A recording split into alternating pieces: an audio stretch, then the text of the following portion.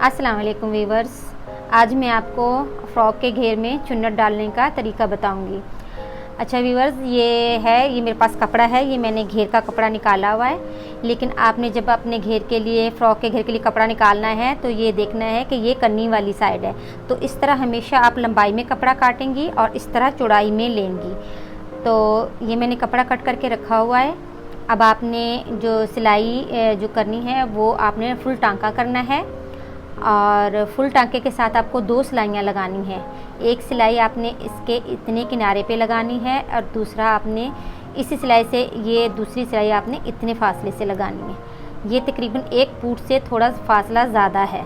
Viewers, ये मेरे पास parachute का धागा है जो कि मैंने फिरकी में भरना है, क्योंकि ये रेशम का धागा है और इससे जो है चुन्नट डालने में बहुत आसानी हो जाती है और ये बहुत मज़बूत धागा है।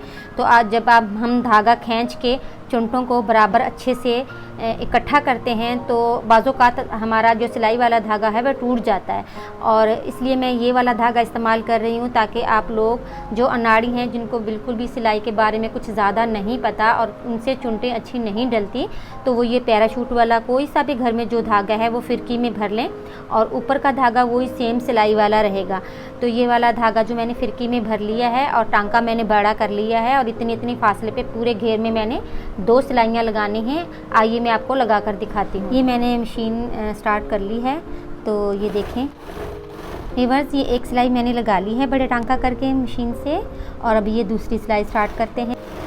वीवर्स, ये मैंने 2 सिलाइयाँ लगा ली हैं। ये देखें इस तरह से पूरे फ्रॉक के घेर में ये मैंने 2 सिलाइयाँ लगाई हैं और इस तरफ सिलाई वाला धागा इस्तेमाल किया है, यहाँ मैंने वो पैराशूट वाला धागा इस्तेमाल किया है।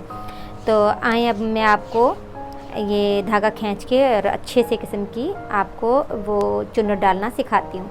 देखें ये हमें ये ग्रीन वाला धागा इस तरफ वाला दोनों धागे पकड़ने हैं यूँ इस तरह से और इनको गिरा लगा लेनी है ताकि ये हमारे जो हैं चुन्नट्स बिल्कुल यहाँ से पकड़ के हम अच्छे से बनाते जाएं। ये देखिए यूँ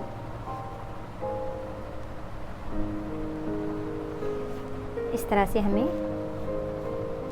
ये आराम से हम जितना मर्ज़ी धागा जल्दी में भी खींचेंगे तो ये हमारा धागा टूटेगा नहीं, क्योंकि ये मैंने पैराशूट का धागा इस्तेमाल किया है और पैराशूट का धागा जो है वो फिसलता भी है और टूटता भी नहीं है और चुन्नट बहुत अच्छे से आ जाती हैं। इसमें ना गेजिंग अच्छी बनती हैं, जैसे कि आराम से हम जितना कपड़ा भी इकट्ठा करके और आराम से अपनी मतलब की चुन्नट का घेर बनाना चाहें उतना हम आराम से इसको बनाते जाएंगे। ये देखें ये मैंने कपड़े को जमा कर लिया है। देखें इस तरफ से ये धागे मैंने पकड़े हुए हैं। अब जाहिर है जब हम सिलाई कर रहे हैं तो अकेला बंदा सिलाई कर रहा है, अब कोई और दूसरा बंदा कैसे पकड़ सकता है। तो मैंने क्या किया है कि ये धागे के दूसरे साइड के धागे को गिरा लगा के मैंने मशीन में इसको यहाँ से फंसा दिया है ताकि यहाँ से और यहाँ से मेरा धागा बिल्कुल टाइट सीधा हो और मैं अपनी आराम से एक बराबर की चुन्नट को बिल्कुल अपनी मतलूबा फ्रॉक की पेटी के उसको सेटिंग बना सकूं।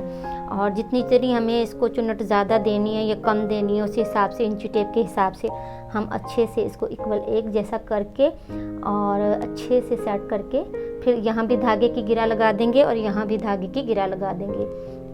तो ये देख लें वीवर्स, कितनी अच्छी इसकी चुन्नट्स आई हैं और ज़रा भी परेशानी नहीं हुई, क्योंकि आप लोग नए सीखने वाले हैं। तो उस तरह अगर आप सिलाई वाले धागे से बनाएंगे तो आपका धागा अक्सर क्या यकीनन टूट जाता है पहली दफ़ा में अगर आप सीख रहे हैं तो ये पैराशूट का धागा है, इससे आप आराम से बिल्कुल इजी तरीके से कर सकते हैं और ना धागा टूटेगा और ये बहुत अच्छा बन के आएगा। तो वीवर्स, ये मेरी आज की वीडियो थी।